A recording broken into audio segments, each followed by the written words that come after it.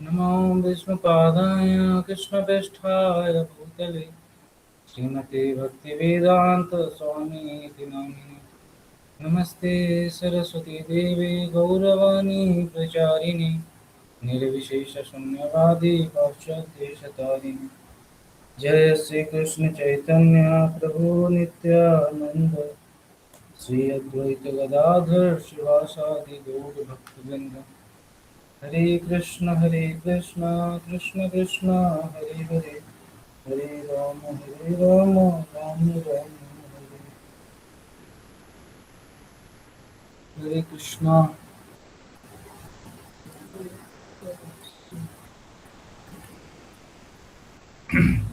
आप लोग का स्क्रीन विजुअल है क्या सबको?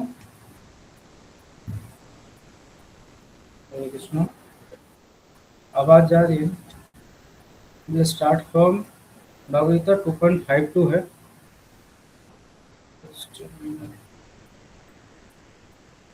यस। भगवत 2.52 भाष्य पहले पढ़ेंगे। यदा ते मोहकलिलं बुद्धिर्विरस्यते तदा गन्तासि निर्वेदं श्रोतव्यस्य श्रुतस्य च। Translation: when your intelligence has passed out of the dense forest of delusion, you shall become indifferent to all that has been heard and all that is to be heard. तो ये जो श्लोक है आप लोग पहले से पढ़ते आ रहे होंगे। आपको चित्त बिहारी को बताया होंगे पिछले में वेदाज के बारे में बताया गया कि वेद में क्या क्या सब्जेक्ट मैटर दिया गया है।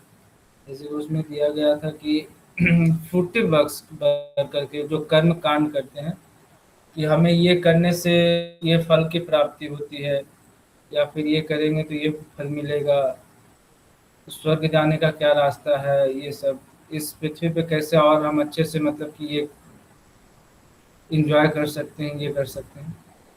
तो वो जो 4-5 श्लोक पहले जो आप पढ़े थे उसमें ये दिया गया था कि वेदा जो हमारा है जो बहुत चार वेद है, सामवेद, यजुर्वेद, अथर्ववेद, ऋग्वेद, ये सब में बेसिकली क्या है ना कि maximum portion,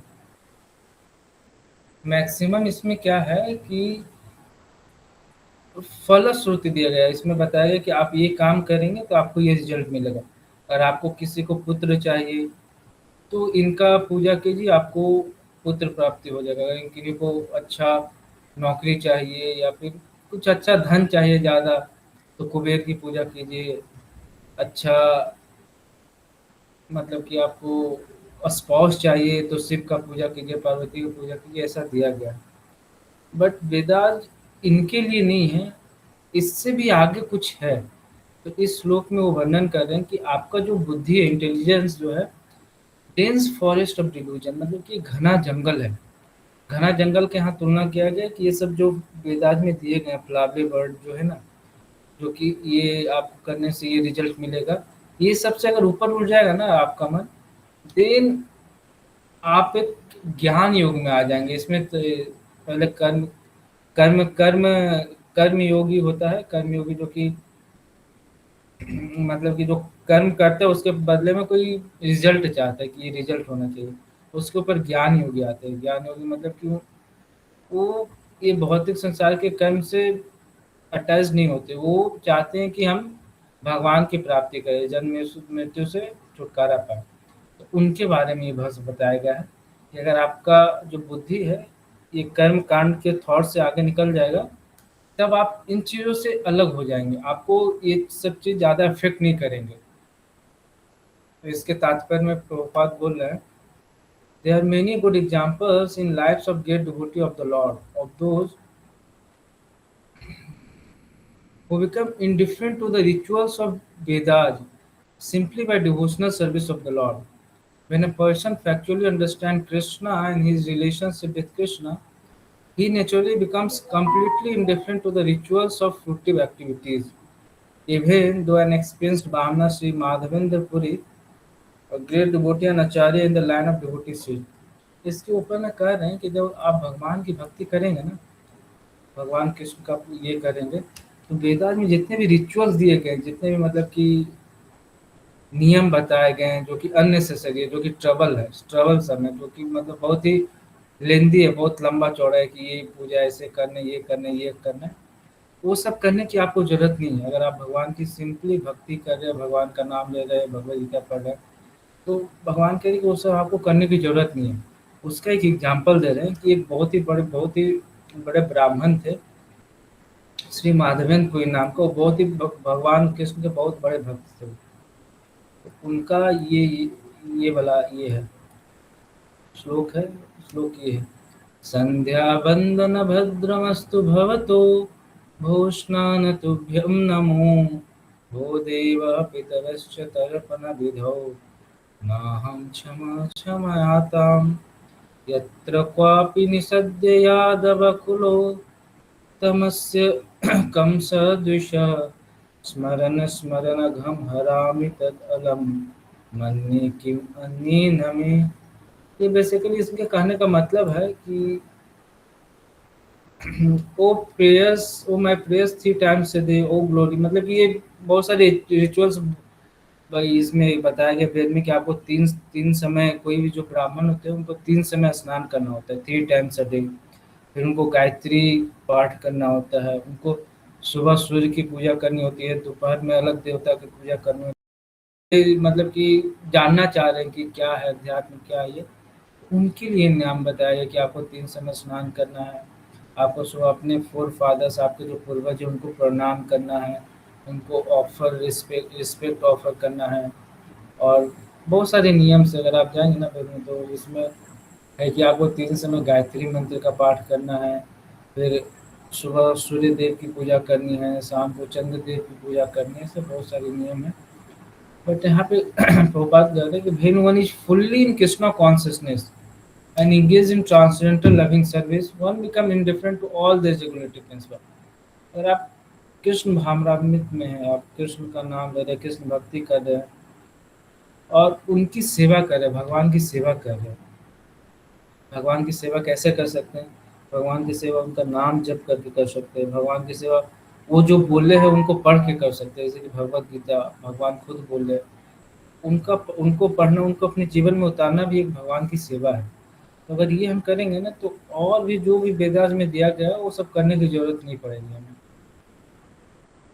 If one can reach the platform of understanding by service to the Supreme Lord Krishna, he is no longer to execute different type of penances and sacrifices that recommended revealed as scripture.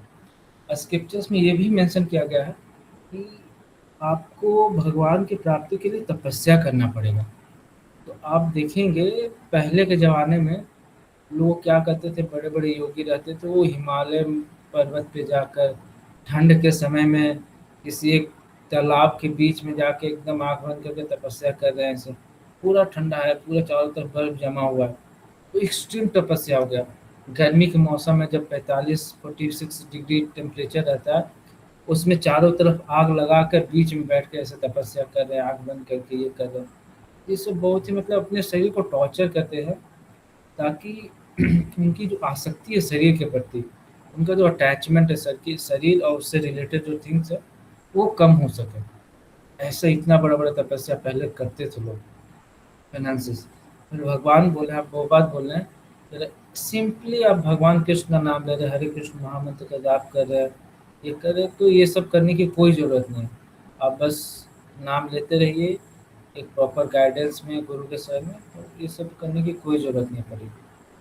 It, if one has not understood the purpose of the Veda is to reach Krishna and simply engages in rituals, then he is uselessly wasting time in such engagements.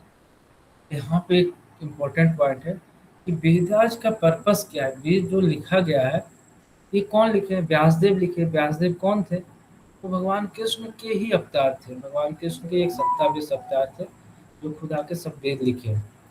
तो भगवान बोले कि अगर आप वेद जो लिखा गया है उसका पर्पस क्या है, तो वेद लिखने का उद्देश्य क्या है? उद्देश्य ये है कि कृष्ण तक पहुंचना है। भगवान की से जन्म मृत्यु जो है, birth cycle of birth and death, इससे छुटकारा पाना है। तो अगर आप पर्पस नहीं समझे और उसमें जो रिचुअल्स लिखा गया वो सिंपली फॉलो कर रहे हैं, तो कि आपको कहाँ जाना है वो नहीं पता, बट वो जो रूट दिया गया है बस उसी में चलते जा रहे हैं, लेकिन आपको डेस्टिनेशन नहीं पता कि कहाँ पे जाके हमको रुकना है।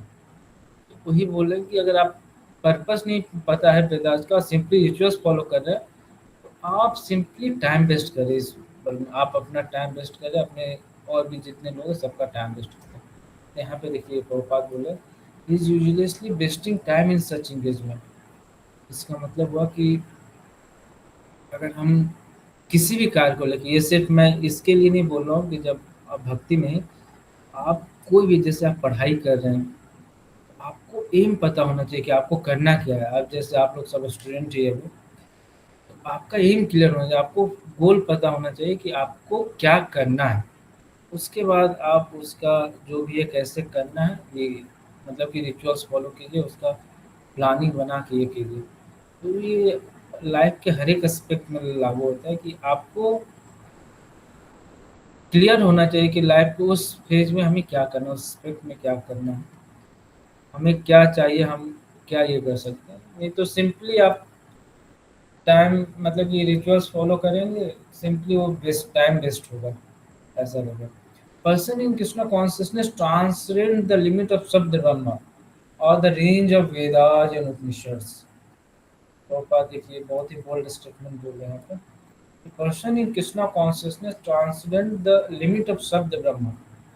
मतलब शब्द ब्रह्म वो कहते हैं श्रुति को, जो भी वेद वेद उपनिषद ये सब जो लिखे गए ना, उसको शब्द शब्द ब्रह्म कहते हैं। मतलब जो शब्द के रूप में अंकित भगवान के इसका वर्णन है।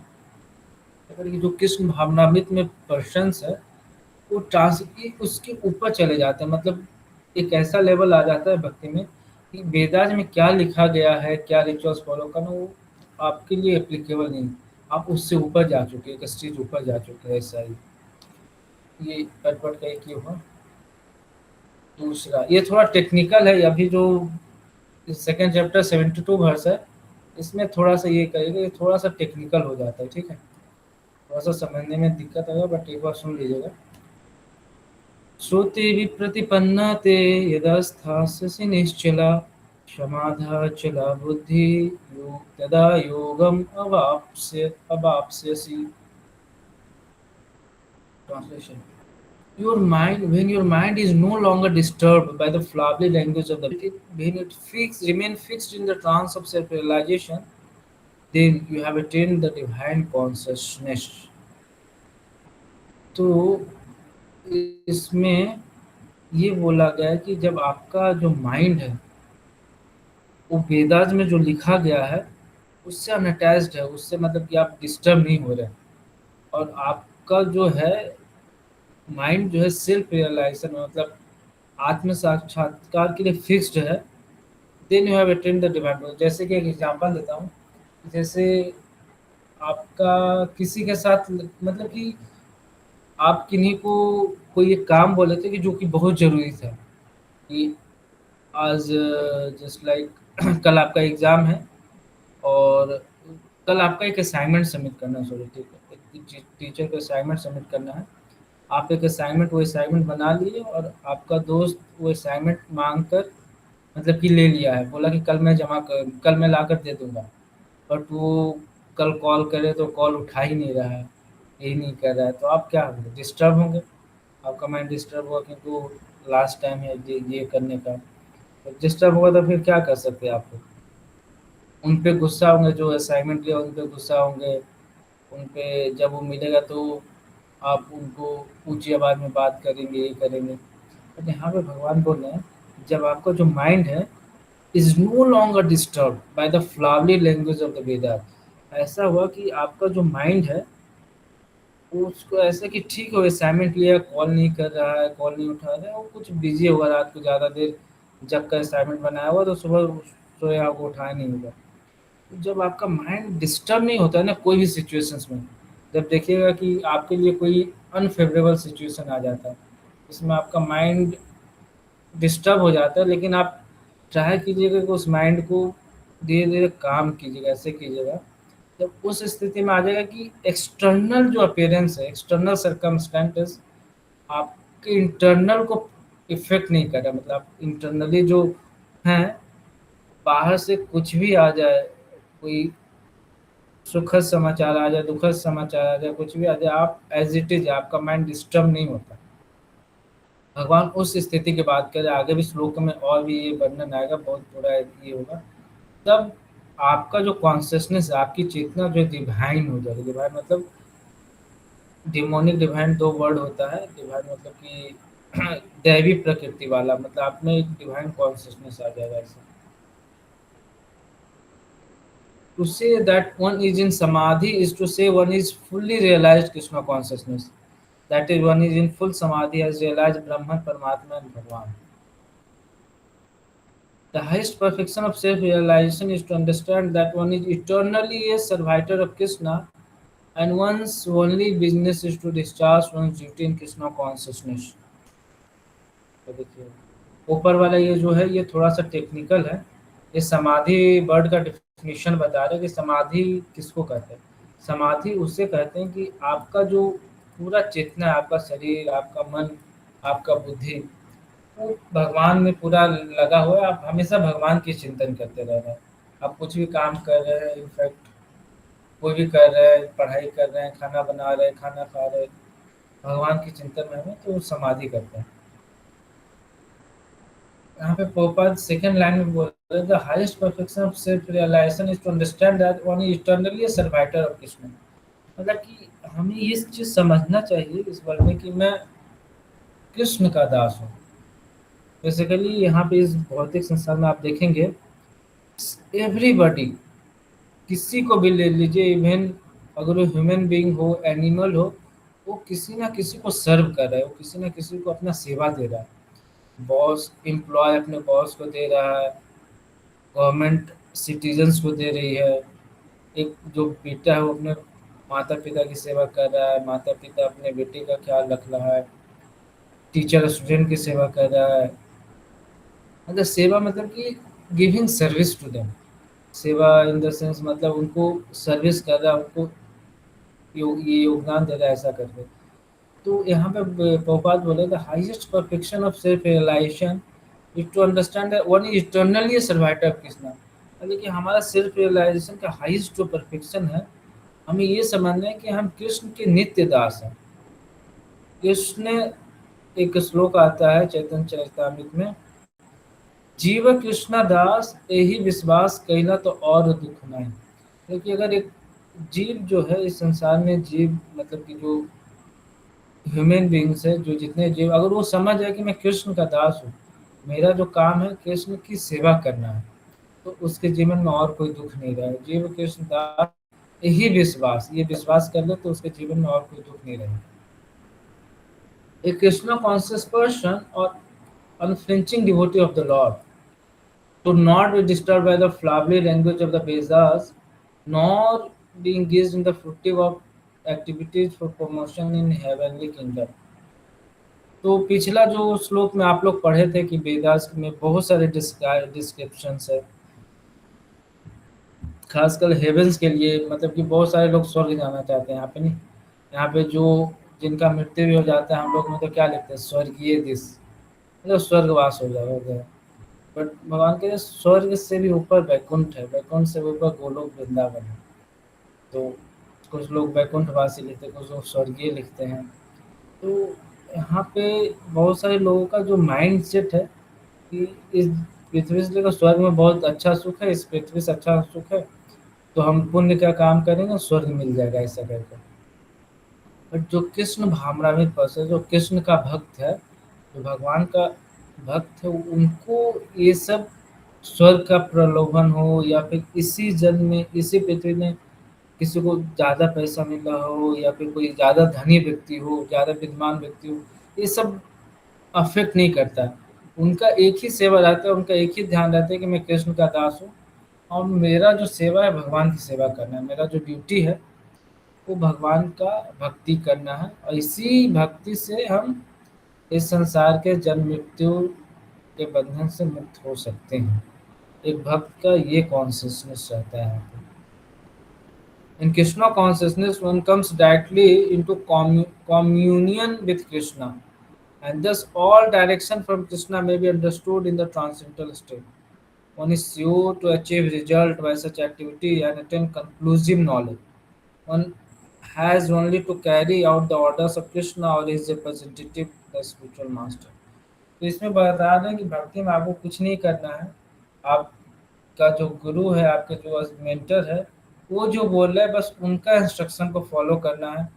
उनका इंस्ट्रक्शन को फॉलो करना है, भगवान का नाम लेना है, बस यही 2-3 प्रोसेस है जो आप करेंगे तो यू विल अटेन कृष्ण, ऐसे यहाँ पे बोला है। One comes directly in communion with Krishna, मतलब at the end of the life you will get the chance to meet Krishna, भगवान कृष्ण से मिलने का सौभाग्य प्राप्त हो सकता है, ऐसा बोल रहे हैं। तो इस जो ये जो श्लोक है थोड़ा टेक्निकल श्लोक है। इसमें बोल रहे हैं कि आपका जो माइंड है वो जो भी जितने भी वेदांत में लिखे गए हैं फ्लावे वर्ड से कि ये करने से ये मिलेगा, ये सब से अगर आप पार हो गए, ये सब आपको डिस्टर्ब नहीं कर रहा है, ये सब आपको अट्रैक्ट नहीं कर रहा है, तो आपका जो कॉन्शियसनेस है वो एक इस्टेब्लिश्ड हो गया है और वो डिवाइन कॉन्शियसनेस बन गया, मतलब कि आप ये सब चीज़ों से ऊपर उठ गए।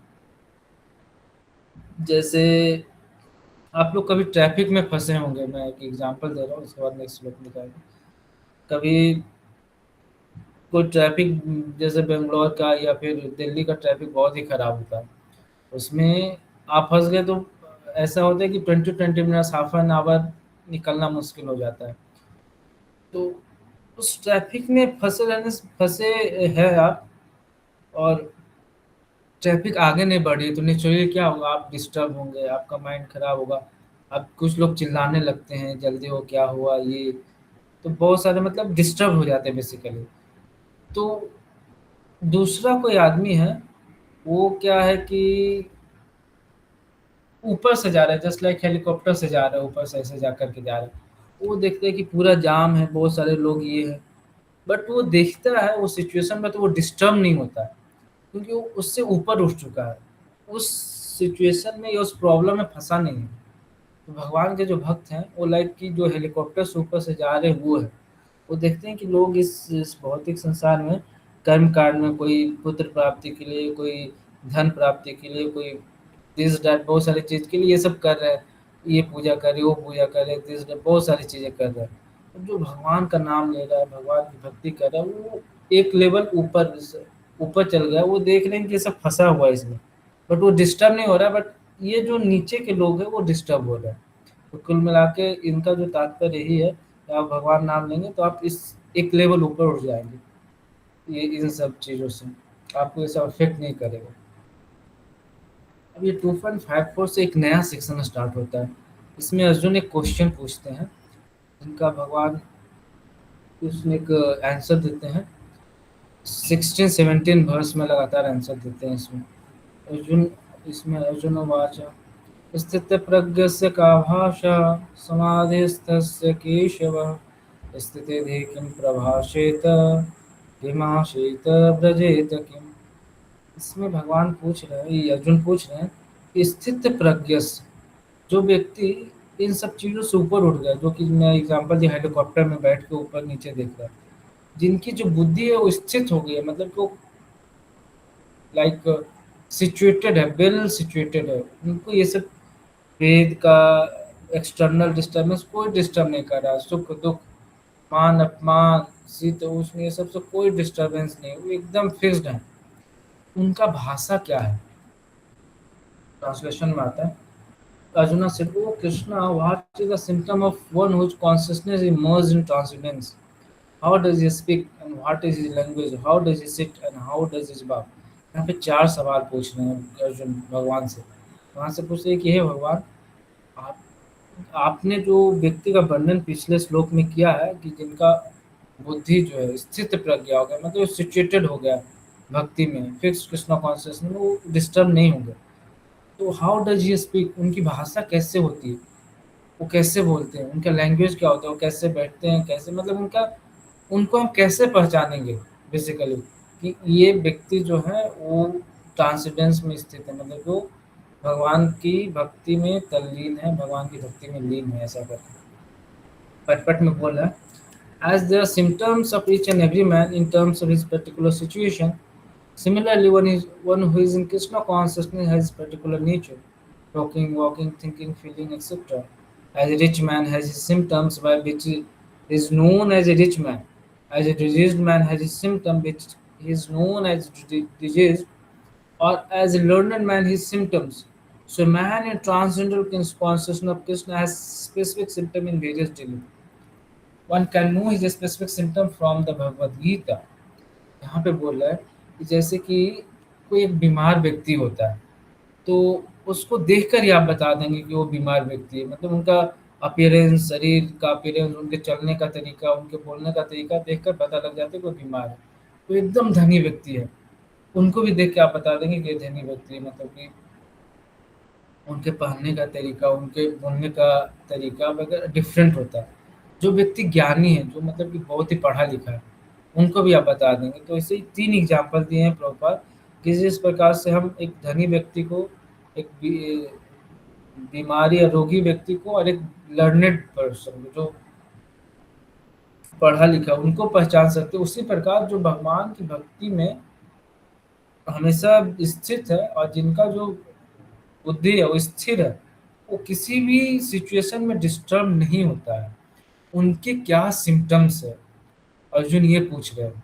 तो प्रभुपाद इसमें एक एग्जाम्पल दिए कि जिस प्रकार से एक धनी व्यक्ति, एक रोगी व्यक्ति के कुछ सिम्पटम्स होते हैं जिसके कारण हम उनको पहचान सकते हैं, उसी प्रकार के भगवान के भक्त के भी सिम्पटम्स होते हैं। उनको देख के हम बता सकते हैं कि वो भक्त है। ऐसे ही बस कोई कपड़ा पहन लिया दूसरे कलर का, ये कलर का, उससे हम भगवान का भक्त नहीं डिफाइन कर सकते। भगवान इसमें बोल रहे हैं, आगे के श्लोक में कल डिस्क्राइब करेंगे कि क्या क्या उनके पास गुण होना चाहिए, क्या क्या उनके पास क्वालिफिकेशन होना चाहिए। ठीक है। One can know his specific symptom from Bhagavad Gita. Most important is how the man in Krishna consciousness speak.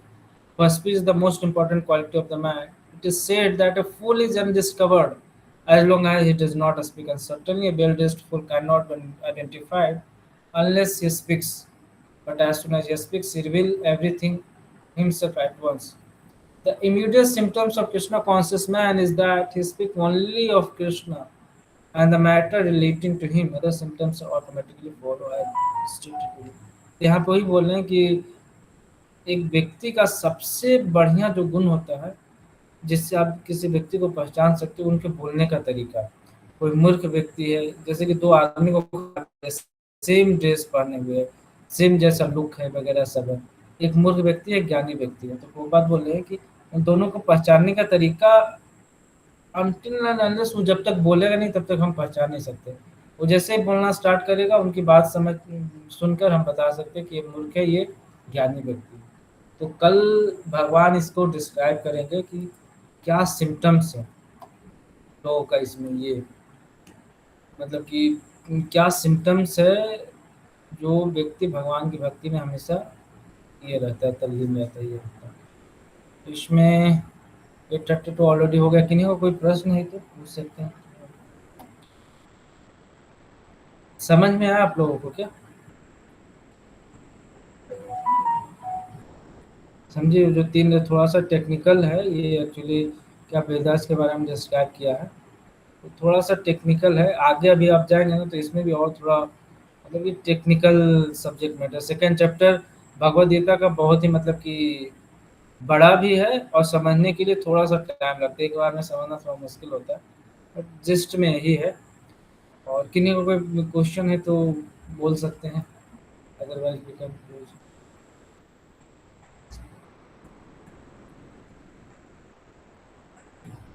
ठीक है, तो अगर किसी ने कोई प्रश्न नहीं है तो हम लोग आगे क्लास यहीं ये करते हैं। हरे कृष्णा। शिला प्रभुपाद की जय।